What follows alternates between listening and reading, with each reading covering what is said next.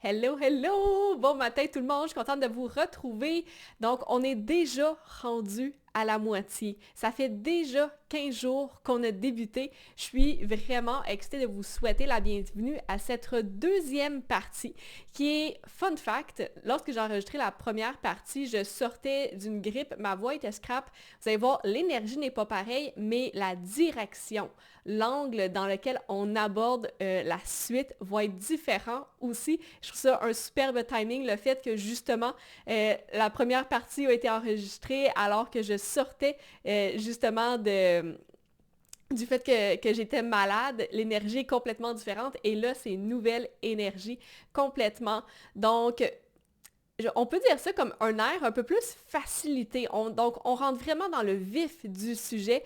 Donc, la première partie, j'avais vraiment envie de vous donner quelques bases, quelques cues, d'avoir vraiment de prendre le temps de se connaître un peu plus. Et là, on rentre vraiment donc dans un nouveau paradigme, donc directement dans ce qui touche beaucoup plus la facilité, beaucoup plus la légèreté, beaucoup plus la solidité en même temps.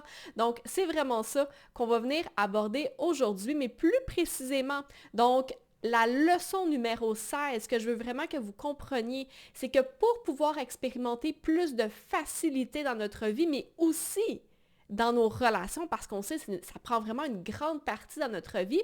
Donc, pour pouvoir expérimenter plus de facilité sans avoir à mettre plus d'énergie sur la table, ça va nécessiter de venir renforcer les processus. Right? Des processus qui sont clairs et qui fonctionnent pour que ça devienne plus facile. Right? Il n'y a rien qui est magique, même s'il y a beaucoup de choses qui peuvent sentir un peu comme la magie. Et ça, donc aujourd'hui, c'est vraiment d'un optique de relation. Mais ce que je veux vous dire, c'est que ça s'applique dans tous les domaines que vous allez aller dans votre vie.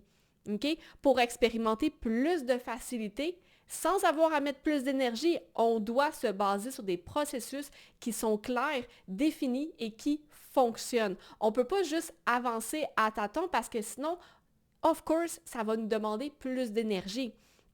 Puis ce que je veux dire, c'est que la plupart des gens croient souvent que pour réussir à obtenir ce qu'ils veulent, ou du moins pour se sentir mieux, peut-être dans une relation où il y a comme beaucoup de friction, ils doivent avoir plus de contrôle, ils doivent en faire plus, ils doivent penser plus, ils doivent moduler plus de choses. Bref, ça leur demande plus d'énergie. Par contre, ceux ici, c'est exactement pourquoi ils finissent par toujours devoir en faire plus. OK? Lorsque la seule manière de te sentir en contrôle, de te sentir en sécurité, que bref, les choses, ça fonctionne quand même, lorsque la seule manière d'obtenir ça, c'est lorsque tu dois faire quelque chose de plus, ça fait en sorte que tu avances sur un chemin où est-ce que tu vas toujours devoir en faire plus. Et ça, c'est une partie ultra importante parce que lorsque je coach des gens, lorsque j'accompagne des gens, c'est jamais une question de sont pas capables de le faire tout seuls. C'est toujours qu'ils veulent être capables de le faire avec plus de facilité. Ils veulent que ça leur prenne moins d'énergie, moins de temps, moins d'espace mental pour que les choses soient de plus en plus faciles pour qu'ils puissent mettre cette énergie-là ailleurs. OK? Puis pourquoi est-ce que je vous dis ça? C'est parce que lorsque justement on avance sur le chemin où est-ce qu'on doit toujours en faire plus pour venir moduler les choses, c'est ce qui fait en sorte que ça va nous coûter plus d'énergie pour naviguer à travers le stress, mais aussi toutes les émotions négatives qui vont venir nous drainer au courant d'une journée. Et ça, c'est quelque chose de ultra important pour moi parce que la liberté, c'est la liberté de pouvoir vivre, de ne pas avoir besoin de venir micromanage quelque chose à tout bout de temps. C'est de ne pas avoir à venir moduler notre système nerveux, de ne pas avoir à venir gérer, essayer de tame, essayer de faire quelque chose avec ses émotions. Ça nécessite d'avoir des processus, une compréhension claire des choses qu'on a besoin de faire pour que les choses soient de plus en plus faciles.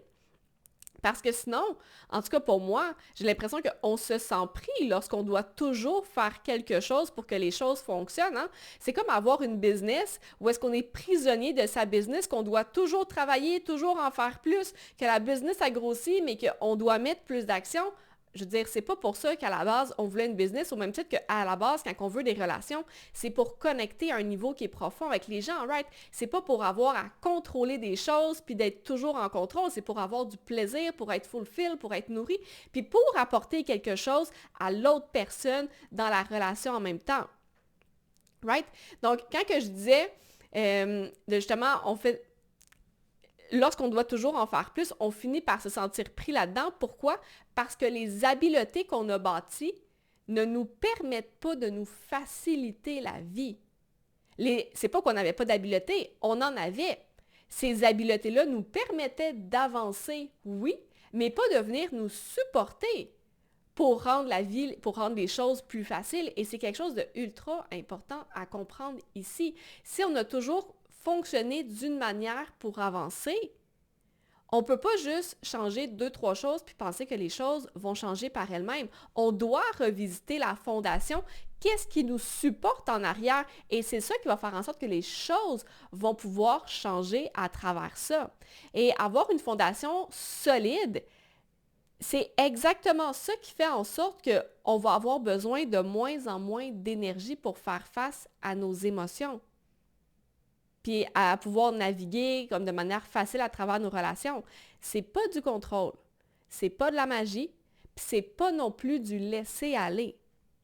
Par contre, travailler sur sa fondation, ça nécessite de revoir ce qui était facile, ce qui semblait inné pour beaucoup de personnes par le passé, par quelque chose qui va nous demander, oui, un peu plus d'effort au début, mais c'est ça le prix à payer lorsqu'on veut s'améliorer puis rendre les choses plus faciles. Right? On ne peut pas espérer faire quelque chose de nouveau, changer ce qu'on faisait sans avoir à investir de l'énergie. Par contre, la différence, c'est qu'on investit notre énergie dans une direction vers des habiletés qui vont venir nous supporter et faire en sorte que les choses vont être de plus en plus faciles à travers le temps, plutôt que de garrocher de l'énergie par les fenêtres sans bout de champ pour pouvoir avancer. Il y a une énorme différence. Et pourquoi je parle de ça? C'est parce que j'entends souvent des gens me dire que de mettre des boundaries avec grâce, tout en étant solide, c'est pas possible pour eux parce que eux, ils sont pas comme ça. Ou encore que eux, ils n'ont pas la capacité de vivre aussi facilement leurs émotions en restant aussi solides, aussi empower en même temps. Ils pensent que parce qu'ils sont pas capables maintenant, ils pensent que ça fait pas partie d'eux. Alors que dans les faits, of course, quand on ne sait pas comment, ça semble impossible. Et c'est pour ça que je vous disais que ça va nécessiter de revoir ce qui était facile puis semblait inné par quelque chose qui va nous demander un peu d'effort. Ça va nous demander de développer des nouvelles habiletés.